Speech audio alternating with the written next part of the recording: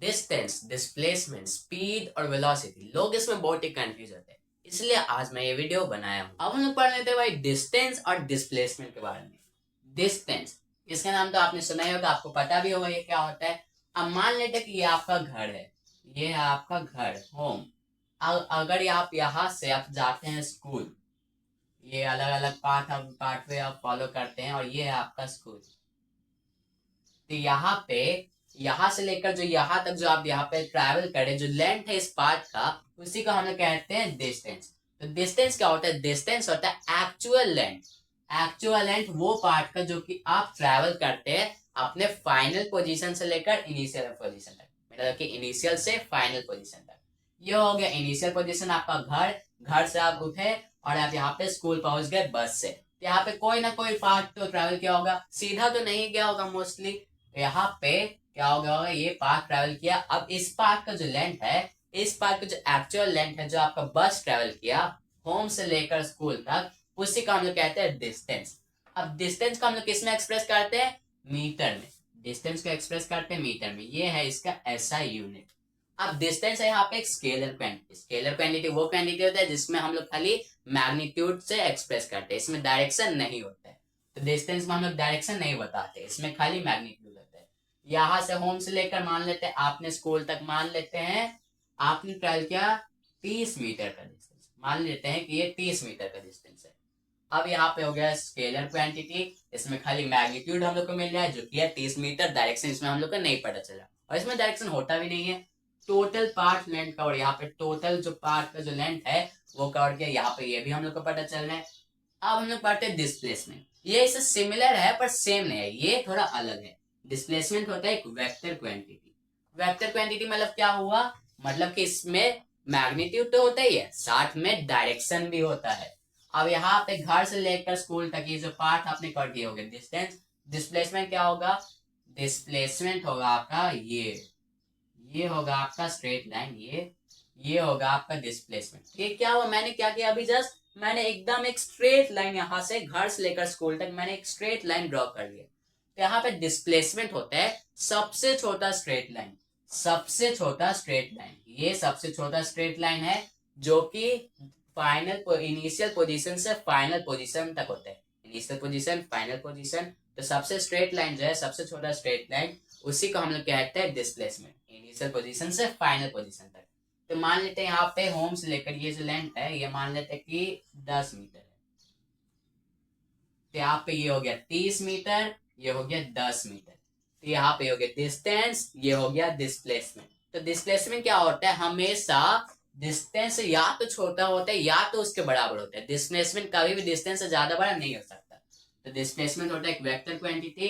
इसमें हम लोग यहाँ पे डायरेक्शन भी बताते हैं। अब डायरेक्शन क्या होता है डिस्प्लेसमेंट का? डायरेक्शन होता है डिस्प्लेसमेंट का वही डायरेक्शन जिस डायरेक्शन में वो पार्ट ट्रेवल कर रहा है। यहाँ पे हम लोग लिख सकते हैं 10 मीटर टुवर्ड्स, ये कौन सा डायरेक्शन हुआ? नॉर्थ से साउथ मान लेते हैं, टुवर्ड्स साउथ। तो डिस्प्लेसमेंट में हम लोग डायरेक्शन भी बताते हैं। तो ये हो गया डिस्प्लेसमेंट, ये जो लाइन मैंने बनाया ये हो गया इसका डिस्प्लेसमेंट। अब यहाँ पे मान लेते हैं डिस्प्लेसमेंट हमेशा डिस्टेंस से छोटा होता है या फिर उससे बराबर होता है। क्यों? अब मान लेते हैं यहाँ पे तो हम लोग को पता चल रहा है कि डिस्प्लेसमेंट डिस्टेंस से छोटा है, ये लिख लेते हैं डिस्टेंस, ये हो गया डिस्प्लेसमेंट। यहाँ पे डिस्प्लेसमेंट तो हम लोग को देख रहा है कि ये डिस्टेंस से छोटा है। अब बराबर ये किस केस में होगा? हम मान लेते हैं आपका घर है यहाँ, ये है आपका घर और ये है आपका स्कूल, ये है आपका स्कूल, होम स्कूल। अब यहाँ से आपको देख रहा है कि ये एकदम स्ट्रेट लाइन है, डिस्टेंस यहाँ पे एकदम आप स्ट्रेट, यहाँ पे इस बात से आप एकदम तुरंत पहुंच सकते हैं। यहाँ पे डिस्टेंस मान लेते हैं कि ये है 5 मीटर, ये मान लेते हैं 5 मीटर है। अब यहाँ पे शॉर्टेस्ट स्ट्रेट लाइन क्या होगा? वो भी यही होगा, यही है सबसे शॉर्टेस्ट स्ट्रेट लाइन। तो यहाँ पे क्या हुआ? डिस्टेंस तो हो ही गया यहाँ पे 5 मीटर, डिस्टेंस 5 मीटर तो हो गया, साथ में यहाँ पे डिस्प्लेसमेंट भी 5 मीटर हो जाएगा। क्यों? क्योंकि यही सेम पाथवे आप कवर कर रहे हैं, आप यही सेम पाथवे कवर कर रहे हैं अपने घर से लेकर स्कूल तक पहुंचने के लिए, इनिशियल पॉइंट से फाइनल पोजीशन तक। तो डिस्प्लेसमेंट हो जाएगा 5 मीटर टुवर्ड्स, यहाँ पे क्या हो जाएगा? जो भी डायरेक्शन आप ट्रेवल कर रहे हैं। तो यहाँ पे डिस्प्लेसमेंट इसीलिए एक वेक्टर क्वांटिटी हो गया। और डिस्प्लेसमेंट या तो हमेशा, ये हम लोग लिख लेते हैं डिस्टेंस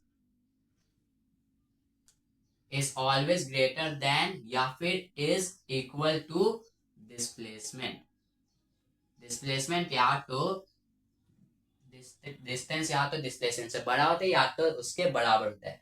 कभी भी यहाँ पे डिस्प्लेसमेंट डिस्टेंस से बड़ा नहीं हो सकता। अब हम लोग पढ़ लेते हैं स्पीड और वेलोसिटी। स्पीड होता है स्केलर क्वांटिटी और स्पीड होता है डिस्टेंस बाय टाइम।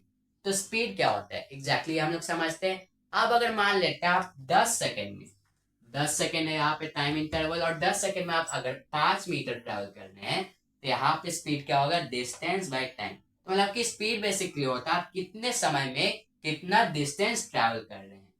तो स्पीड यहाँ पे क्या हो जाएगा, speed is equal to distance क्या हो गया 5 मीटर, और सेकेंड हो गया यहाँ पे टाइम हो गया 10 सेकेंड। तो 5/10 मीटर पर सेकेंड, जो कि हो जाएगा 1/2, जो कि होगा 0.5 मीटर पर सेकेंड। ये हो गया आपका स्पीड। तो यहाँ पे ये डिस्टेंस और टाइम पे डिपेंड करता है। अब स्पीड एक स्केलर क्वांटिटी इसलिए होता है क्योंकि यहाँ पे हम लोग को खाली मैग्नीट्यूड लिखना होता है। यहाँ पे हम लोग को डायरेक्शन नहीं पता चलता है, खाली 0.5 है। यहाँ पे डायरेक्शन एकदम नहीं है। यहाँ पे अब हम लोग पढ़ते हैं वेलोसिटी।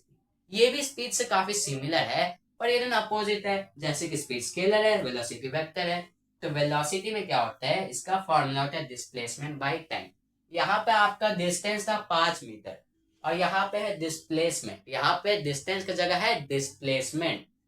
तो वेलोसिटी होता है डिस्प्लेसमेंट बाय टाइम। मान लेते हैं कि इसे हम लोग सेम वे में कैलकुलेट करते हैं, बस डिस्टेंस की जगह हम लोग लिखते हैं डिस्प्लेसमेंट। ये आपको फॉर्मूला याद रखना होगा।